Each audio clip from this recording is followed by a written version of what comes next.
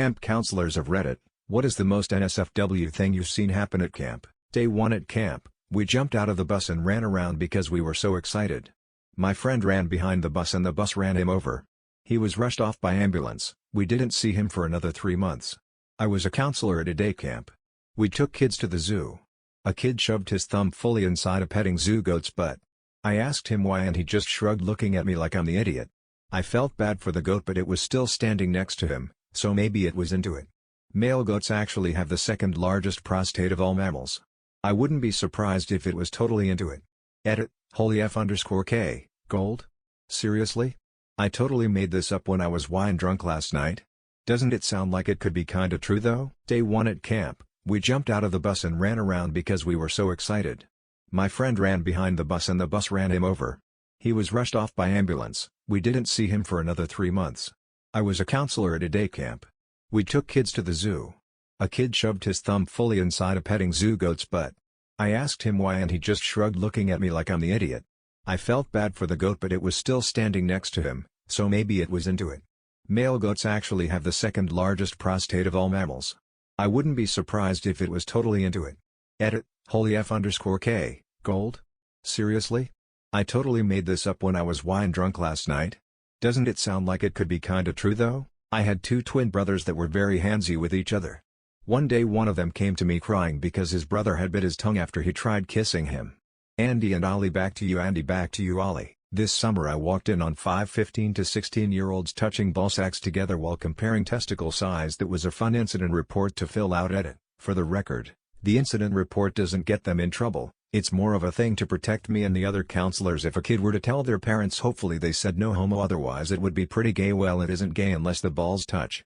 But in this case, I was working at a young life camp in Colorado probably 12 years ago. I think it was the first day right around dinner time, and a girl just up and died. Her heart just stopped. She was sitting talking with her friends and fell over. It was incredibly intense and very sad for a lot of people, and tons of people were there to witness it. It's not the most scandalous of camp stories, but it was certainly pretty F_ket up and put a weird vibe on the rest of the week. Crooked Creek Ranch? If so, I was there. Reddit is a weird place that you can post a story from more than a decade ago about a relatively small event and someone could be there. There are a few other people that have mentioned hearing about it or being there. Yes, it was Crooked Creek. I was with a group from the Houston area that week. I was a camp counselor years ago, and while I don't recall really seeing anything NSFW with the kids, I can tell you almost everything I saw with the counselors was NSFW. I couldn't walk into a room without seeing people F_king. Intense, on top of the staff washing machines, in the general store. Parents, if you send your kids to camp, just remember, literally the only thing those counselors are thinking about is F_king each other. The more I read this thread, the more sympathy I start to feel for Jason Voorhees. Why? That's how his killings always started, lol. It was always a couple of kids out in the woods, then the old DSS or however the sound effect went. Edit, oh you meant with all the other stories, lol, yeah. I wonder if Jason would have turned around after seeing Billy Broom raping another kid. No one remembers the first one. His mom goes on a murder spree because Jason ends up drowning when the other kids are F_king with him because the counselors were too busy F_king. It's like Rambo. The sequels make such an impact that they completely override the first one. Everyone you ask about Rambo, he's only a killing machine. Except he only killed one person on the first one. Same with Jason, he becomes such a staple of the genre that people just forget that he basically didn't exist on the first one and his one kill was an accident in self-defense. I worked at a sleepaway Girl Scout camp with all female counselors and staff where a solid 60% were lesbian. There was a strictly enforced no more fucking in the bushes rule, because so many counselors would go at it anywhere they could find. What are they supposed to do, fuck out in the open? Did anyone think it was odd to have that skewed distribution of orientation at a girls-only camp? Just imagining the reverse at a boys' camp is not flying. Well, if we're cool with reinforcing stereotypes, it makes perfect sense. The effeminate gay men don't want to go out in the wilderness with the bugs and the dirt, and the big macho lesbians are all for it. Counselors having a threesome in an empty cabin next to the bathrooms. Till camp counselors are H_Rennie as F_K. Edit, y'all need to chill the F_K out. I am not from America, camps where I am from don't work that way. It's been a long A_SS time since I've seen Friday 13th, like a long mother_kin time. IF_kin wish I had been a camp counselor in America. Former camp counselor here. It's pretty much the only way to stay sane. Camp counselors are high school-aged kids who are often fairly outdoorsy and athletic. Of course they are H_Rennie as F_K. I am an indoorsy and non-athletic high school-age camp counselor, just letting you know that all high schoolers are H_Rennie as F_K. I'm a human. Just letting you know that most humans are H_Rennie as foo F_K edit, so this is my highest rated comment. Fantastic. Had 6-year-old campers at a day camp.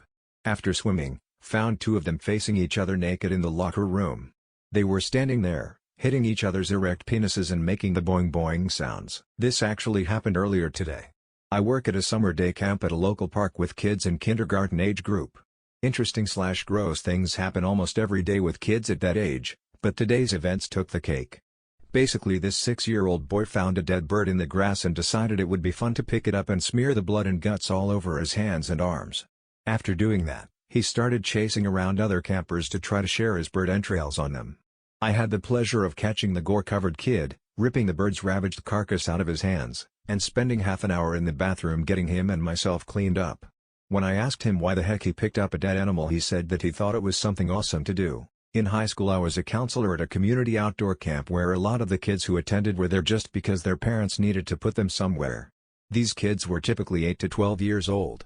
We would have to take the kids on hikes around the property where we'd see a bunch of uninteresting animals, hang out by a pond or creek, then head back to the main center where some animal expert would bring in a snake or owl to give the children some excitement each day. One week we got these 2 little dudes who hated everything about the camp from the start, but they hated each other more than Samuel Jackson hates snakes on a plane. They were constantly finding creative ways to piss each other off throughout the week. On the last day of camp we had just finished a hike and stopped by a creek where everyone could rest and look for frogs or throw mud into the woods. Behind me I hear one of the 2 call the other a B_itch, after which I slowly turned around to see what the other one would do. The accused B_itch had picked up a half cinder block size rock and was bringing over his head so he could smash the back of the accuser's head in with it. Fortunately I was close enough to where I could grab the rock before it came down on the other kid's unsuspecting head. Very similar to a story I have. But it was girls, a broken Coke bottle, and the other one wasn't as fortunate. I quit all of 3 hours after that. I worked as a counselor at a camp for adults with disabilities. All my campers were in their 20s late 30s. One night one of my campers was M_Sturb_ting loudly and furiously. Because we all slept in one giant room, her noises were waking everyone up. It was so distracting that I had to give her the ma_Sturb_tie and chat the next day and also explain it to all my campers privately. Boy, what a fun day that was. I had a M_Sturb_ting camper once too. It was making his bunk bed bump against the wall repeatedly. I figured there wasn't much I could do to stop him, so I pulled his bed away from the wall to stop the noise and had a good night's sleep. People think average teenagers are horny at camp. They've got nothing on special needs campers. One minute you think you're having a perfectly good cookout and the next you're putting on gloves because someone ejaculated next to the Kool-Aid. Oh yeah, myself and the other counselors in training stayed over in the food meeting hall place one night with one of the counselors. Truth or dare started happening. Someone truthed this French exchange student chick, "What's the farthest you've ever gone with someone?" In broken English, she said something along the lines of, "One time my cousin and I were together and he put his balls on me," motion to her crotch, and we went like this, humping motion, silence. Lots of worried looks exchanged.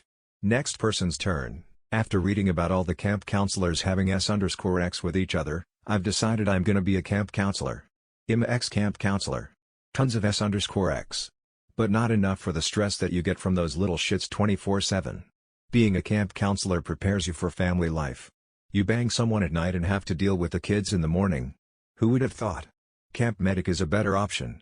Air-conditioned cabin, personal golf cart, no watching the kids, and being able to be anywhere on the grounds for any reason. I was a camp counselor a few years ago at a camp for foster kids. One week a counselor caught a camper, male 15, in bed with another camper, female 14. The room they were in was tiny, and the 4 other girls in the bunks were awake and cheering them on. They were loud enough to wake the counselor, who pulled the male camper out of bed. The guy had a Ziploc bag around his D_ick, held in place by a rubber band. I was both impressed at their dedication to trying to have safe S_X, and appalled at how terribly they went about it. Round here we call S_X with a sandwich bag packing a lunch. McGivered that P_C never thought I'd ever have a reason to say this. A co-worker's cousin had S_X with a prostitute with a Fiesta, Hispanic grocery store, bag taped around his junk. Just when you thought you never have a reason to say that no, that's the type of story that fits into most any conversation. Icebreaker to the cute bagger at the grocery store? Boom, you got it.